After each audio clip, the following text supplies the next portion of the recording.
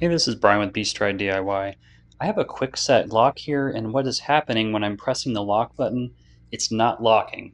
And when I try to press in my code to open the door, it's not doing that either.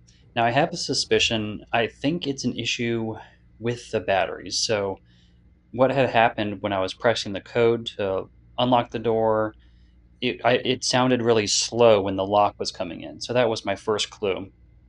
So then one day, all of a sudden, it stopped locking, and I said, okay, this is an issue. So I figured let's go ahead and try to change the batteries here, see if that works. Now, this is the inside of the door. This is the little back portion here. This just slides off, and then this pulls out. So as you can see, it has AA batteries. We have some energizers here. We're just going to remove these, and we're going to replace them. I have some Power Owl batteries. These are some Power Owl Pro batteries. I'll put a link to these as well as the link to the Kwikset lock in the description so you can check those out. And when these are dead, I'll just recharge them and reuse them. So we'll go ahead and put this back on. And the way you put it back on, the batteries face the door. It's pretty simple. There's a line that says it faces the door. It gives you a little beep. This is a red beep that would concern me just a little bit.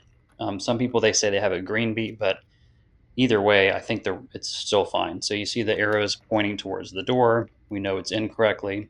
Let's go ahead and press the lock button, and now we're getting it locked. So we know that's working. So now what I wanted to try was to go ahead and put in the code to see if that would work as well. So I went ahead and put in the code, and it unlocked the door. So I know we were good to go. So all I did here was I just closed the door, put this panel back on, and with this panel, you may need a little flathead to open it back up.